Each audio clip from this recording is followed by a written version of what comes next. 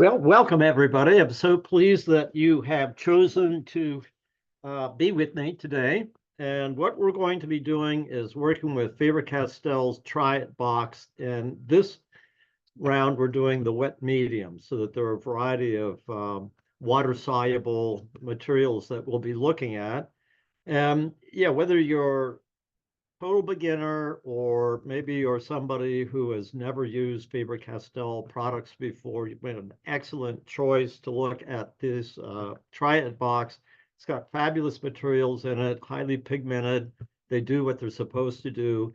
And my theory always is to buy the best materials you possibly can manage, because good material will propel you forward. It'll help you go through the door and do your best work. Whereas if you're working with, materials that are not um, particularly good, it's going to be a roadblock, and you won't know whether or not your technique is deficient or whether the material isn't quite right. So, with the Faber-Castell materials, you really have a good product, and it should be a lot of fun to kind of work with these. Now, the way that we've set it up, it's kind of a two-part thing.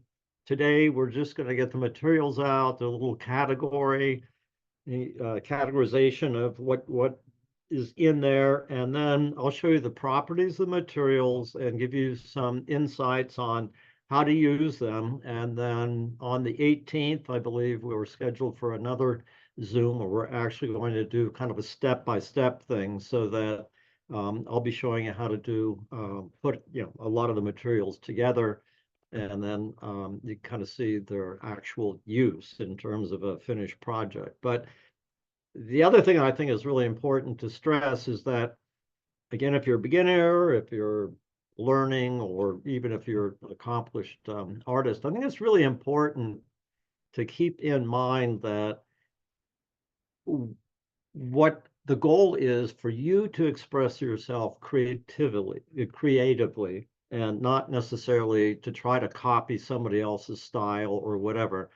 So whether you're interested in just doing patterns, geometric things, whether you want to work with something that's a little bit more abstract, you want to do something that's realistic, that's entirely up to you. Now, the work that I have done has just kind of evolved over a long time, because I have thought about being an artist ever since I was growing up, and I didn't even know what artists did, but I knew I was going to be one. So I've been working on my own approach to things for quite some time. And, I've chosen, I look at other people's work, but pretty much I'm kind of on my own path. And that's what I think is the best, because when I'm doing my work, then I'm doing stuff that means something to me, and I'm trying to send out a message. Primarily, I like to keep people entertained by my work, or give them a little bit of pleasure and enjoyment. So for me, it's kind of connecting to people from a positive visual way. So, you'll have to decide for yourself what kind of imagery and the style you take. And the reason I'm kind of giving all this ahead of time is that it can be, I don't want you to be discouraged from doing what you want to do. So if you feel like doing something nobody else would have thought of, that's a good thing. You find out sooner or later whether it was a wise choice in this time. But then the advantage of this type of thing, where you're trying it and you're experimenting it, then it's something you can catalog for later. So if you're doing a particular project, think, oh yeah, I remember if I mix this color and that color, I'll get this color, and it's just what I want. So focus on what it is that you would like to accomplish for your own benefit. And then if you are serving your needs and what you think you ought to be doing, then the chances are that the people that see your work are also going to be very appreciative of what you're doing. Okay, so let's switch to the overhead camera, and we'll look to see what we have in our box. So this is the Try It box, wet medium. And so I'll open it up, and the first thing you'll see is a little kind of newspaper, a mini newspaper here. And it has a lot of information about Faber-Castell is a company that is a very strong commitment to being green. So the pencils that we're going to be using today are the wood is from reforested areas. They're primarily down in Brazil, so they are responsible for a lot of forests. And within the forest that they use for the pencils, they also have a lot of nature preserves. They are housing lots and lots of endangered species. And, there's recycling. And so there's quite a bit that they do in order to keep green. Another thing too is that the coverings of the pencil, the paint that they use, it's all water soluble. They have quit using the solvent-based paint decades ago. They were really in the forefront of that type of stuff. But there's some real interesting information about the company and about what their mission is and what they're doing. And then you also have a little bit of kind of like a review sheet that you could refer to in addition to what I'm going to be talking about today. So that's that. And now we have the curtain, and we will unveil what we have in the box. Okay, so we have water-soluble two-tipped pen. We've got 4 tubes of watercolor, collapsible cup, some watercolor pencils, and a water brush. So I'm going to put the kit off a little bit to the side. And prior to this, we filled the water cup. So there's the water cup. And just, some of the things that I'd like to talk just briefly about each of these things. And this is a material. It's collapsible, so that's very handy. I remember when I was in Boy Scouts, actually I was in Cub Scouts, and we had these little plastic cups. You take camping with that, and they always leak. So these do not leak. These are a wonderful thing, fill them with water. And you also notice that there is kind of like a scalloped edge.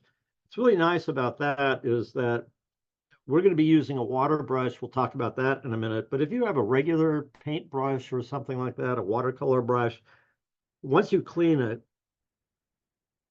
this little scalloped edge makes it very convenient to remind you to put your brush like that. The last thing that you want to do, whether it's a water brush or a regular watercolor brush, is to deadhead it. Put it so that it's just soaking in the water. Because what that does is it gets the tip. The longer it stays there, the more apt it is for it to bend. And then the next time you go to use it, instead of have a nice brush, you have like this curly brush because you've allowed it sitting in the water on its head. So the scallop is especially nice because it's a good place to put your brushes to let them dry or be handy without them having the brush itself be ruined. Okay, so we got the brush, fill it with water. So let's first talk about the pencil, right? So we have 6 pencils included in the kit. Okay, and if you look closely at them, let's see if I can get a good view of this here. There we go. Okay, you can see there's a number right here. In this case, it's a 115. So what these numbers, this one is a 140. This is kind of a light blue. This is more of kind of a purplish magenta color. It's a 125. So these numbers just indicate what pigment are in or contained in the pencil. And then when we switch over to the tubes of watercolor, they also have a number. So these two, this is a number 125 Goldfaber water color pencil, and this is a tube of watercolor itself. They both have the same pigment. So if you're working on a multimedia project, then you could feel totally comfortable using this pencil with this paint. And then there are regular Goldfaber colored pencils that are not water soluble that also have the same numbers. And so it's really good to know that if you're doing a project, you don't have to worry about colors not blending or working together the way that you would like them in a very harmonious way. So it's nice to know that this color index is part of it. Now, the other thing I wanted to mention about some of the features of these pencils, um,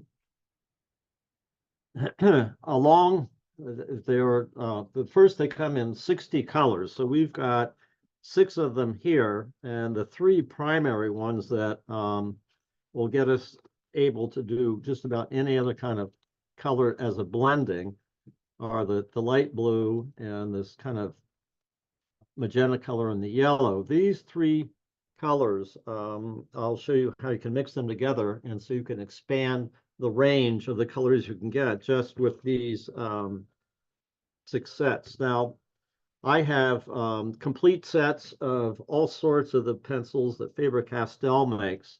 And when I buy them in the set, it's really nice to be able to pick and choose which ones, and always the potential of maybe using a color I've never would have thought about using.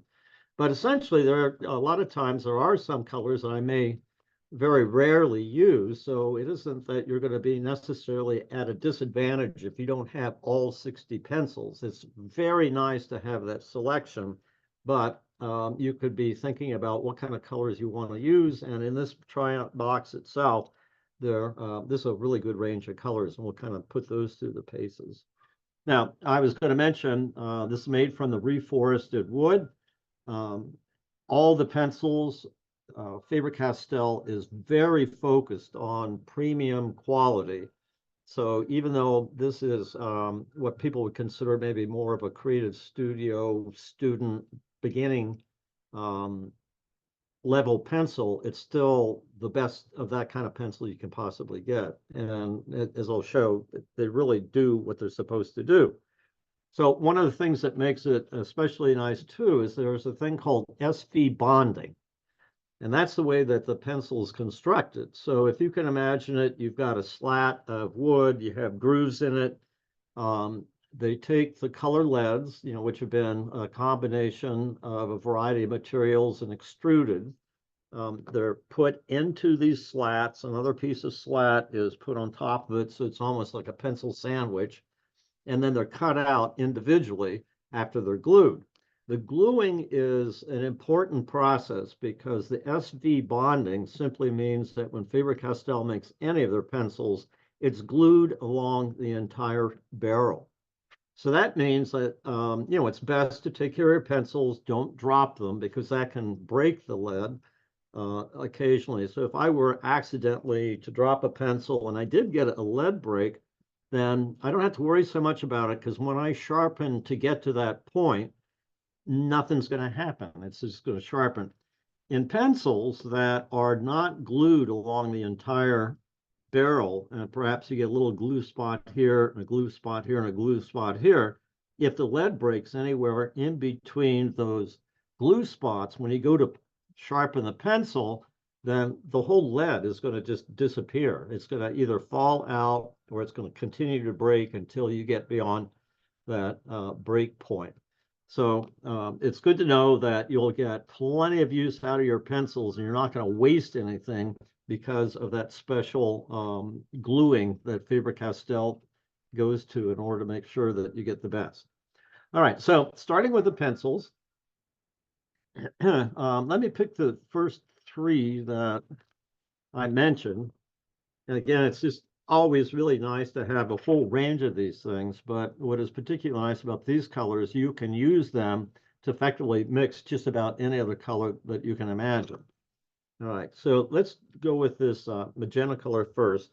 Now, when I'm holding a pencil, an art pencil rather than a business pencil or something like that, I generally have a tendency to hold on to it near the end of the pencil. And I do that because when I start working on something, I don't want to immediately go in and hold a pencil like I'm writing somebody a letter, because generally I'm using a good amount of pressure when I do that, and that it is going to put enough pressure on that point that it's going to start to mar the surface of your paper. It's going to make an indentation, especially with the watercolor pencils. If you want to work over them with a brush, if you have deeply incised a line in the paper, when you go to turn it into watercolor, then where you used all that extra pressure is definitely going to show up. Now, that also reminds me to talk about the paper as well, for a moment. The paper is the foundation of whatever you're drawing, whatever you're painting. And in this case, it's a specific watercolor paper. And there are lots of brands out there. Some of them are a little more expensive for a variety of reasons. The best watercolor paper, generally speaking, is made of 100% cotton fibers. That makes it very absorbent. And you also want sizing in it. We'll talk about that in a half a second. But, this is a really good mid-grade watercolor paper. Now, most watercolor papers are what they call sized. So sizing is when they're making a sheet of paper, you have all these fibers, whether it's cotton, whether it's cellulose, whether it's a combination of the two. They have some synthetic fibers that you can also use. But they put it together to make the sheet of paper, and they add sizing to it. Now, what the sizing does, the sizing protects the fibers of the paper so that when you are applying a liquid material, that it slows down how quickly the fibers absorb that pigment. So that gives you time. In fact, let's just get started here. All right, so if I start to put some pigment down, and you can see again, the way that I'm holding my pencil, it's almost like, a fulcrum thing. I can exert more pressure and I can get a deeper deposit of pigment on the paper. And then as I lighten up the pressure, then less of the pigment is going on the paper. Now, watercolor paper traditionally is what they call cold press. So when they finish with the sheets of paper, then you have the texture, a natural out. These blankets, a lot of times, if they're handmade in machine, it's a similar process, but they'll give you a little bit of a texture. So you can kind of see that I've got a little less texture here, a little more texture here, but less pigment. So as I continue to use my pencil over this area, if I go over it again and again and again and again, I start to build it up, and I'm starting to get pigment to go down below the top surface of that texture and start filling in the valleys of the texture of the paper. Now, if I really want to make that solid, then of course I could use extra pressure and really get it to lay in that area. So I can get really solid areas. And then if I want to, I can lighten up on the pressure, and you can see how I'm starting to get kind of a gradual fade. Now, these watercolor pencils would also work very well as just without water. I mean, they have a really nice pigment, and you could use these as a color pencil without ever using water. But the advantage of getting these is that they do react with the water. Okay, so I have a nice blend there going from kind of a very intense texture. Now, so what's going to happen is when I go over it with my water brush, then I'm going to have a lot juicier, more vibrant color here, and I'll be able to taper it out so it is just a blush of color. And that will have something to do with when you're actually using, let's say, for a landscape, for a still life of fruit, for something that comes out of your head, a little cartoon, something like that. You can use this to give your drawings and what you're doing either a lot of pigment or hardly anything at all. Now, the other thing I kind of suggest is that you might have a scrap piece of paper handy. Well, I'll just, kind of refer it over here. You can use this as kind of like a palette, or you could use this as a test to see how things are going. And then, you can decide to go ahead and work on your real thing. So this is the water brush. And the thing that's a little bit odd about it is that usually when you screw something on and off, to tighten it, you usually go clockwise. Well, with your water brush, to go clockwise actually loosens it. So you take the head off, there's a clear barrel here, you fill it with water, and then you turn it counterclockwise, which is opposite to standard screws technology, to tighten it.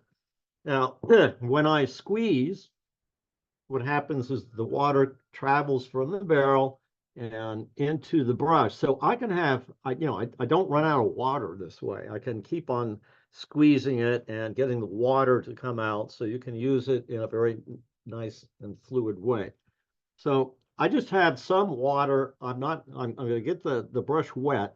I'm not going to add any more water, and just see how immediate this is. As soon as I touch a wet brush, look at that color. It has turned it into this really luscious, really juicy watercolor. So if I wanted to, I even pick that up, and you can see how vibrant that is. And that's just, I haven't even given the brush an extra squeeze. So that's how nicely that works. Now, what I'm going to do is just kind of clear that out a little bit. And I've got a stack of paper towels here, and it's good to have one of those handy. So now I'm going to just kind of gently squeeze it, and I'm going to go from it being really intense. And then as I come through and kind of finish off, you can see the way that it has a nice flow from going very intensely, really intense color. And then as I travel across it, I'm picking up less and less pigment as I go, because that's how I distributed it. So it's something to keep in mind, that if you want a real bright, intense, solid area, lay down a lot of the pigment. And then if you want it to be lighter, then back off on the pressure when you're applying the pigment on the top of the paper, and then you'll get that kind of effect. So you have a really nice range from intense to very much of just a blush. There is a question, is there a difference if you use warm water versus cold water, whether it's in your water cup or on your brush? I think just generally speaking, just kind of room temperature. Of course, like, if you're working outside, room temperature is more like ambient outdoor temperature, but you don't really have to worry too much about that. I think it just, if I'm using cold water, whether I'm using warm water, I think not doing this scientifically, but just intuitively, I would think if the water were a little bit warmer, then you usually have some kind of a chemical reactions. This is more of a physical reaction, but the easy answer is no. It doesn't make any difference. All right. Okay. So now let's do the same thing with the blue. Okay. I'm going to put these off to the side for a minute. And the same thing, I've got it sharpened. That's the other thing too, that you want to sharpen your pencil. And just a note about art pencils in general, whether it's a graphite, whether it's a regular color pencil, whether it's a watercolor pencil, you don't want to sharpen them in a commercial or like a business sharpener. Get a handheld sharpener. Now you can get one that is just a simple one-hole metal one. This is one of Faber-Castell's. It has 3 holes, one for a color, one for graphite, and one for oversized. And the one thing that's kind of nice about these is that it collects the shavings, so it makes things a little bit tidier. But the reason that you want to use a handheld sharpener is because of the point that you get. So if you use like a regular automatic office sharpener, you're generally doing that on a number 2 pencil. And so I'm going to really overemphasize this, but you get a pencil point that its height in the ratio relative to its width is far more height than width. Now you can do that and use a pencil point like this that is really very severe, because generally speaking, a number 2 office pencil is very hard. It's been made to be a real workhorse for, writing down letters, numbers, stuff like that. With the leads, and especially in the color pencils, these are much more soft. And so that if you have the sharpener in a handheld rig, then it'll give you, it's more like kind of a golf pencil point. It's more stubby like that. So you still have a sharp point. You still can get a lot of good detail, but you might have to sharpen it a little bit more often. But what happens then is if you look at the height relative to the diameter or the width, it's closer. And so with all this extra mass to the pencil point, you know, kind of compared to the height, the width and stuff, this is a lot stronger. And so you're less apt to break your pencil point if you use a handheld sharpener. You might have to sharpen a little bit more often, but this will make your pencil last a lot longer. If you put this pencil into a, you know, like an automatic office sharpener and you get a point like that, first thing that's going to happen, even with a little bit of pressure, you're probably going to get that pen point to go flying across the room. So, you know, make sure that you have a good hand sharpener when it comes time to sharpening the pencil. And the other thing, while we're at it, you know, kind of talking about how to preserve your pencils, never dip your pencils directly into the water. All right, so what's going to happen is that the water will automatically wick into the barrel, and then with it being wet inside there, it's going to turn your lead into this kind of crumbly mess. All right, so in order to provide, you know, longer life for your pencils, do not dip directly into it. I mean, you could maybe, I mean, this is kind of questionable too.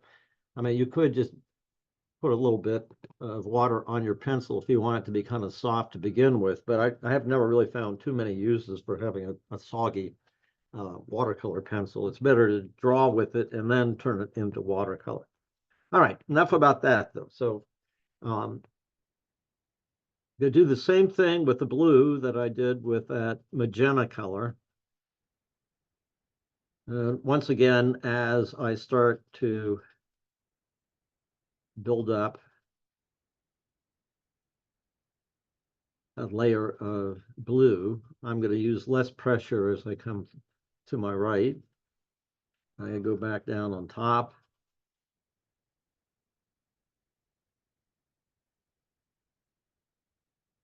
I'm going to try to kind of get it as saturated.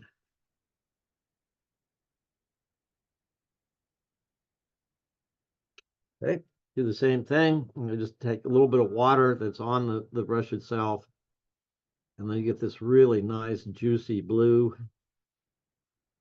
Okay, I got to take a little of that off, and now I'm going to just start to squeeze the barrel a little bit so I start to get some water to come out as well as going across. And so you can see that's a similar thing where I had the greatest concentration of pigment. As I work to it, I'll get a nice blush of that color. All right, so we've got two colors now. And here's another thing that you can do in addition to, you know, what we're going to be doing here. When I travel, I always cut little pieces of paper about the size of a business card. And I'll take my watercolor pencils and I'll make little squares. And in this case, I use a lot of pressure because I don't care about the paper on the card. But what I'm doing is making little watercolor sets like pan. We have tubed liquid watercolors. You can also get watercolors in what they call pans, where the pigment is dried. And then if I have a water brush, once I get through security, I can put water in it. I've got my sketchbook, and then I have these cards in my wallet or in my sketchbook that have all the colors that I kind of have a chance to use.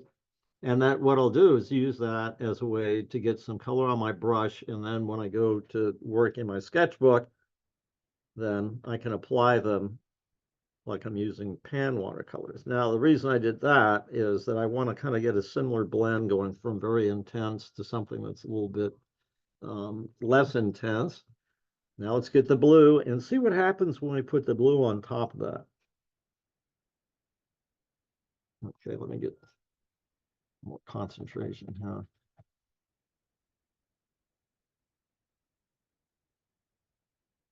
There we go. Okay, so now I'm starting to get a purple. So if I take that magenta color and mix it with the blue, I'll get a purple. All right, so that's one color. Now let's add yellow here. Now the yellow probably is not going to show up quite as much on the white paper, but you know, it definitely will show up. But I'll put in a especially heavy duty layer now. And obviously in between colors, you want to clean your brush. Okay, so same thing, really nice, intense, thick pool of yellow. And then as I come on down and start adding water from my brush, it'll taper out in a similar way. Okay, so let's take some of the magenta. We'll take, and there are several, well, I get so excited about all the different choices we've got here. So I'm going to go ahead and use the magenta again over here. Pick up some of that. I'll just leave it there. Right, then I'll put some yellow over here. I'll pick up some yellow from that. Okay, so now I get a red. It's more of like a red color. And so that, you know, basic color theory says if you mix red and yellow, you get orange. But in this case, this isn't quite red. This is like what they call a process red or a magenta. When you add magenta to yellow, you'll get a red. And then if you make it even more yellow, then that's what turns that red then into an orange. Okay, so now let's try the blue again.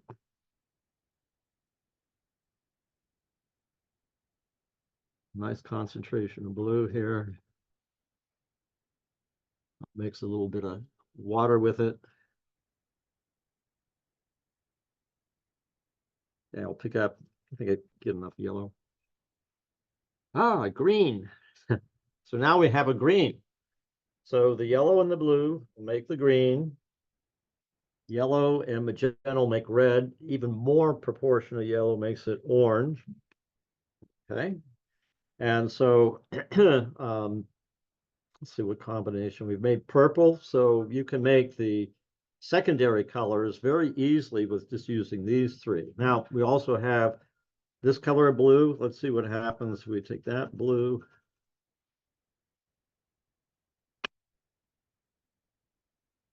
All right, it's just like a real nice kind of turquoise blue. So when I add that to some yellow, then I'll get a more vibrant green. So I kind of have, this is almost like not quite an avocado, but it's a little more of a kind of a tinted, subdued green. Using this kind of really bright turquoise blue with the yellow, I get this real vibrant kind of like grass green. So the more that you kind of experiment, and this is what I highly recommend, is like when you get your kids together and you have the paper, just try all these combos out. That way, it'll give you an idea of what you can do as you are applying color to whatever it is that you do, whether it's a landscape or a portrait or something like that. Now, we actually have an orange.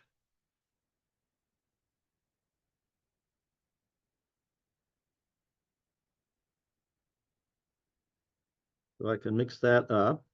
You know, it's a really, really nice, juicy orange.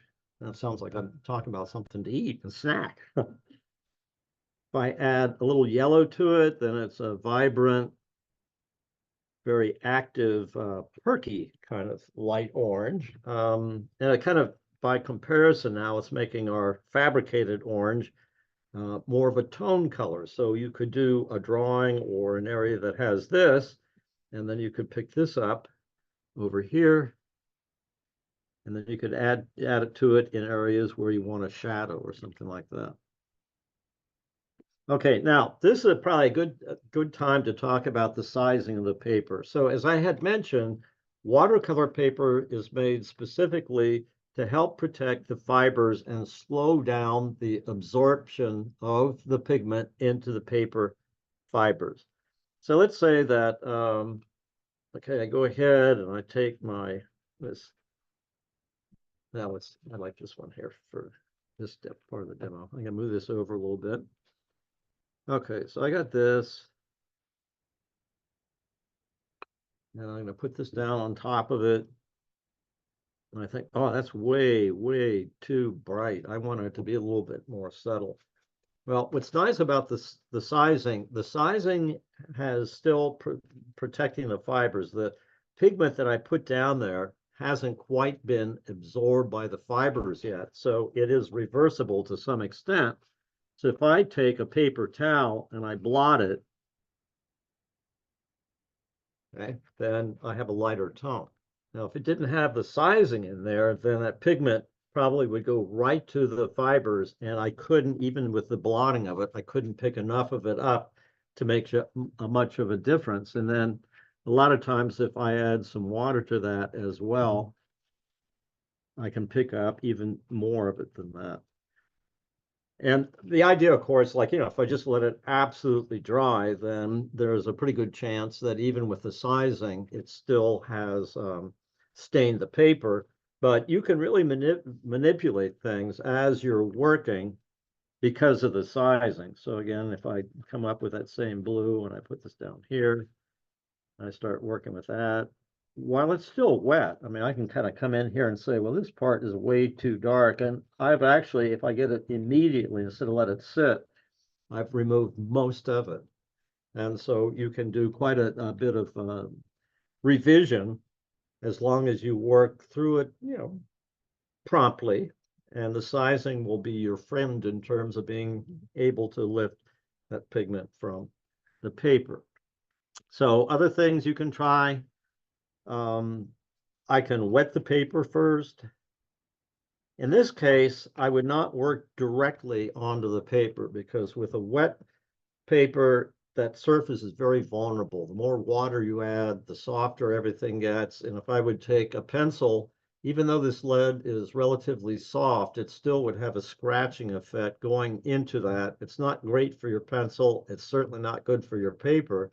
So in this case, I would use that technique that I use when I put my little color card together to go on an airplane.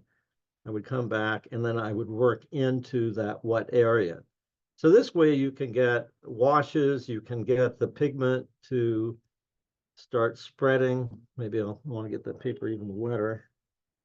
Or you can put water afterwards, so you can get real pale washes. You can let these kind of mix, and then when they dry, you have what's called a reticulated wash.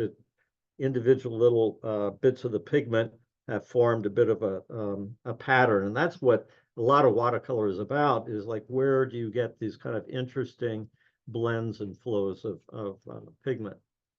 All right, so those are the pencils. So we've got some background now on the pencils. So let's move on to the next. We'll put this off here, kind of keep it. Let's get some of the brighter parts down there. So this will remind you what we've done with the pencils. Okay, so now let's get the paints out. What I generally do is I have a couple of pans, like white enamel pans. You can use disposable palettes. There are a lot of plastic color wheel things that are made that have individual little places to squeeze paint on, and you can mix and match. But for our purposes, I kind of want to just deal with the materials that we have at hand in the kit. Again, on a scrap piece of paper, let's take this one. Let's kind of, yeah, just take it in half here. I use this as like a little mixing thing, or you could just actually do it on your paper if you want to experiment with it. So I'm going to put a little dab of that on. That's that kind of magenta color. And we'll get the yellow. We do have a question about once the watercolor is dry. Yes. Do they get lighter in color or do they stay the same? They pretty much stay the same. The one thing that you have to watch out for with any watercolor, you're putting a very thin layer of pigment down, and so it's highly vulnerable to ultraviolet light. So you would not want to do a watercolor and then proudly display it on the wall where it gets full sunlight. So even all of Faber-Castell, they really, really make a huge effort to make sure that every pigment they use is as light permanent as it can be. And if you have colors that are, maybe they're just gorgeous, beautiful, like a red is usually very vulnerable to ultraviolet light. But let's say that you come up chemically with a dye. If you have watercolors that are primarily using dye, those are even more apt to fade over time. So the pigments that are chosen for the pencils, which is the same pigment that's used for the watercolor and markers and things like that, have been chosen because in this representative state of the color, it is the most stable you can get and the less susceptible to ultraviolet light. So the only thing that really is going to kind of make a difference in terms of whether or not something gets lighter or darker. Now, some of the color is going to get, when I put the color down, like right now, you can see how intense those colors are. Well, they haven't been thinned out yet. So as I thin those out, then when these dry, I mean, right now they're kind of shiny, and it's almost like they have kind of like some kind of a finish on them, which always kind of brings the color out. But when those dry, they are going to get a little bit lighter. And this is an example here of when I first, oops, I guess you can see it the right way that way.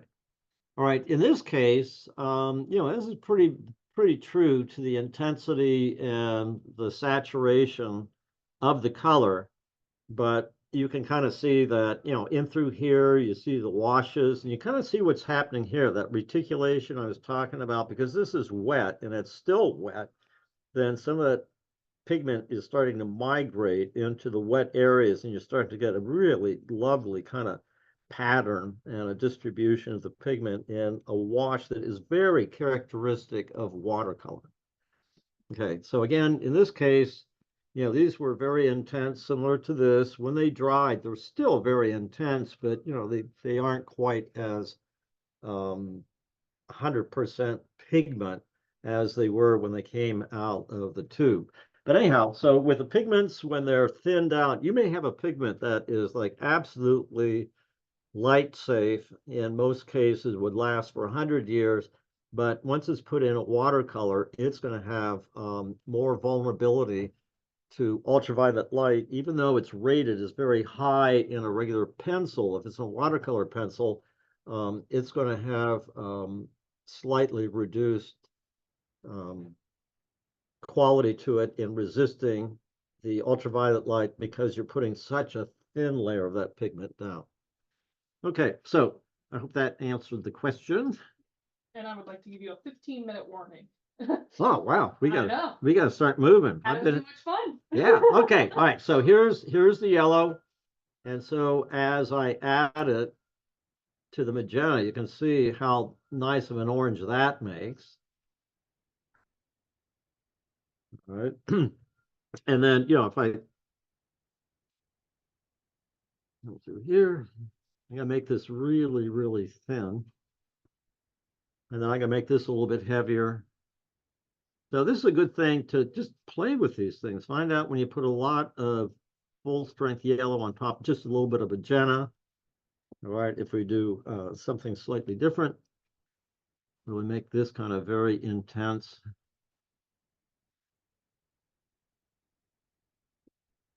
And then just take a little bit of yellow. And I can keep on adding yellow to it. And you can see the whole range you can get when you're mixing these things up. Okay. So the same thing with the blue, the same kind of color theory thing with the blue that is in this kit. Again, these are pretty much the process, what we often refer to as the process colors. So let me take a little bit of blue here, put that out, and then we'll pick up. Usually I'll clean my brush, but now that I know that we're under the gun to finish up here in a reasonable amount of time, really a nice vibrant green, more like kind of a chartreuse. If I add a little more blue to that, turns it into more of a deep green. Okay, then we also, in your kit, you have a pre-mixed green.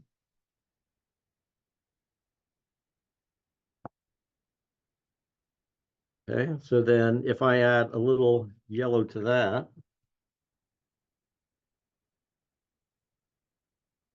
I get a very similar green that we had before, but if I add a little more of this green, then it gets to be, again, more like that kind of grass green. St. Patrick's Day green.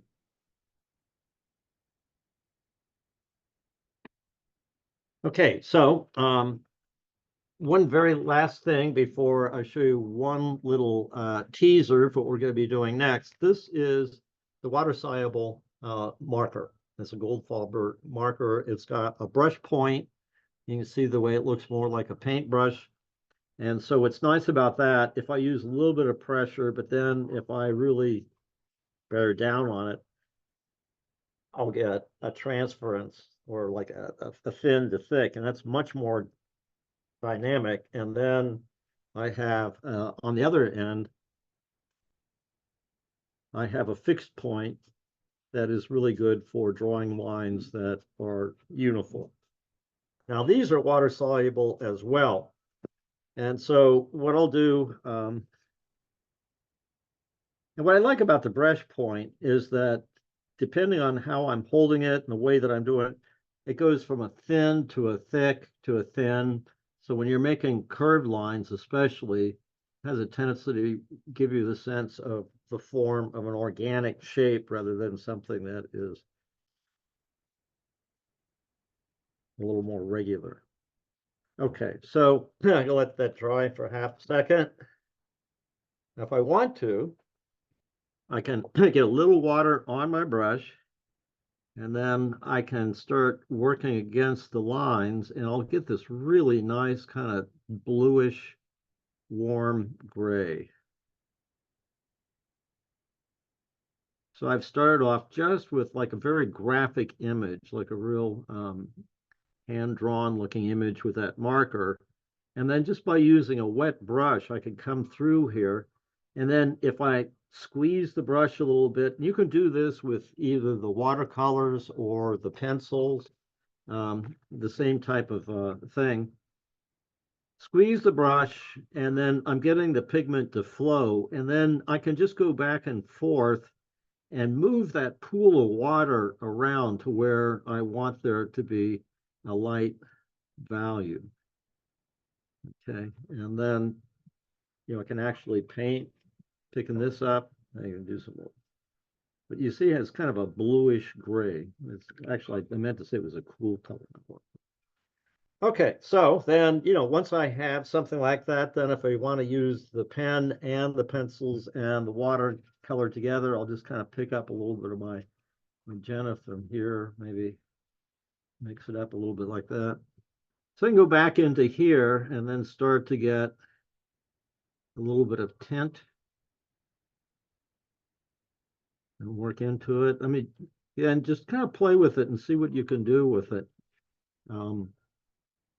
If I had used more of an orange marker rather than black, then I could get, these colors to blend in a little more smoothly.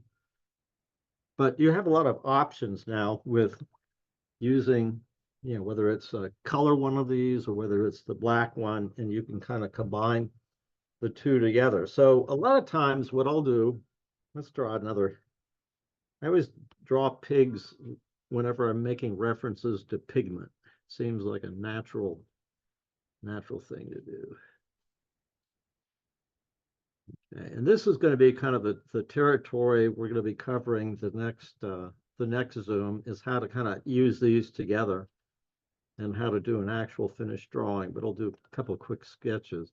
So if I do one of my characters now, if I really bear down pretty hard, you get a lot of pigment there, and then through there, a little bit here, a little bit there. I can use same technique on the pencils that I just used with that marker, and I can start maybe where it's a little bit more intense and come around. And I also have a tendency to kind of mush down the brush and kind of use the heel of the brush to move things around and then maybe pick it up a bit Okay, so I've got that kind of working. So I'm going to come through, put some light in there, and then come to here where it's more intense.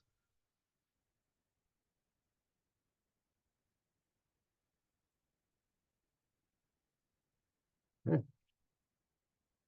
Again, I'm starting to kind of manipulate not only just the line work, but I'm also adding the color and the wash work on top of that. So now, if I want to, I could take, I feel a little more comfortable now. I don't want to go back into that with a pencil until it absolutely dries. So instead, what I can do is come back and decide how much of an influence I want. If I want it to be a heavy dark blue, I put a lot of pigment in with my wash, but now it's just kind of light. So now what I can do is kind of come back over here and I get this really nice kind of darker, shadowy effect to help give this thing a little more form. Okay, if that's a little bit too much, I can come back with my, now that looks better. My paper, paper towel. Then I could come back maybe and kind of enhance some of that with a little brighter magenta in through here.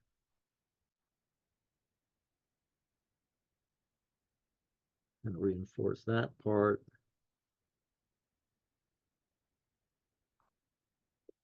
Now, once that does dry, I could come back and apply pencils. In this case, I probably want to, make sure that your pencil stays sharp. And if there's some areas that I want to kind of readdress in terms of line, I could use the pencils. But again, you want to make sure that you do that when the paper is absolutely dry. All right, I can keep on working on these a little bit so you can see going back and forth between the pencils, using the watercolor. But in the meantime, if you have any final questions, bring them up now.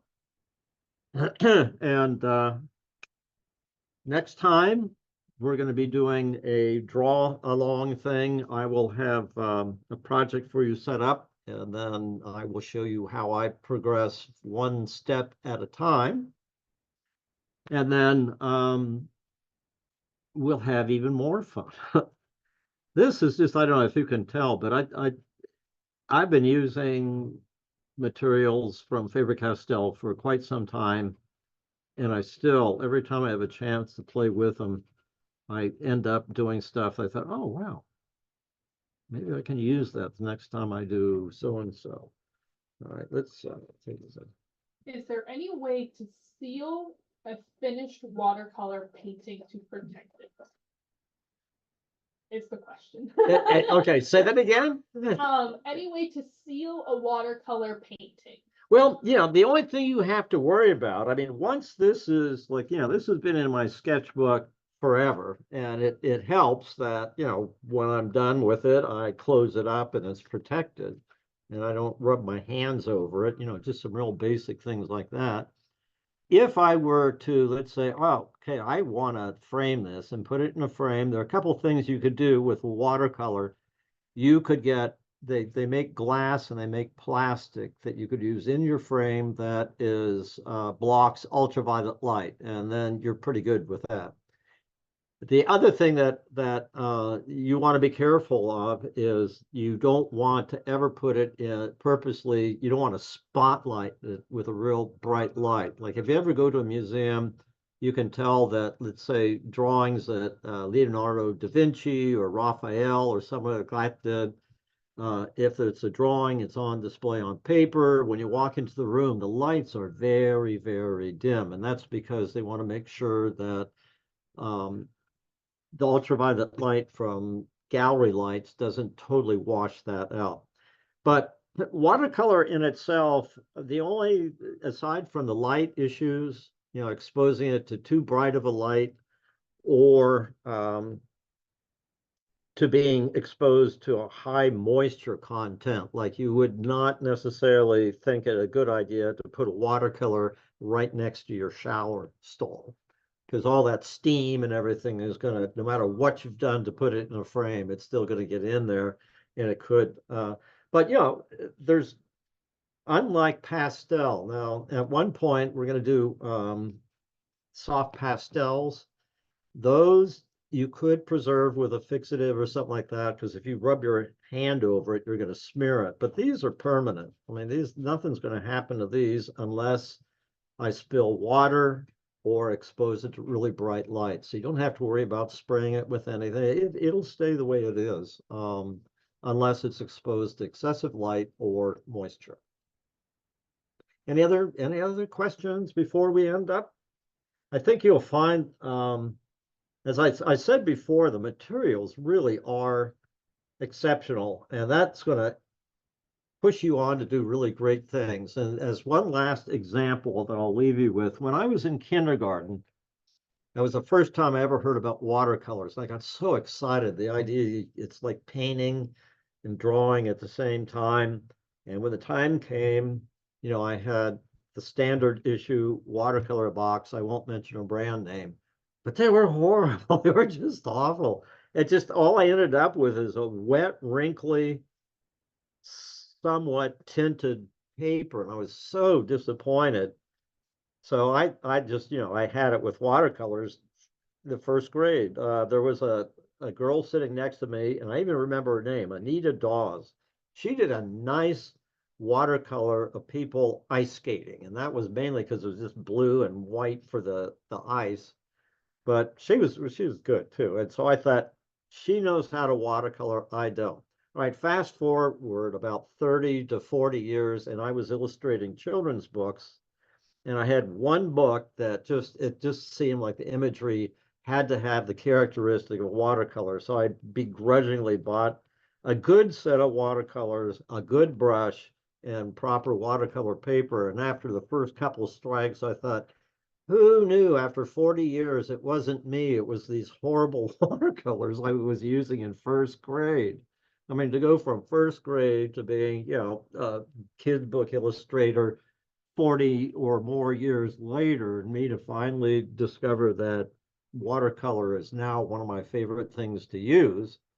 It just shows what happens when you use really high quality materials as opposed to cheap, kind of accessible ones. So I understand that there's always a balance between how much money you have and how much money you're able to um, be able to work on that idea. But yeah, just these open the door. These good premium materials open the door to your creativity. And they say, whatever you want to do, we can help you with that. And there are things that never ever occurred to you until you start using these and start playing with them. So anyhow, I hope this has been instructive. It's kind of between now and if you come to the next class, practice.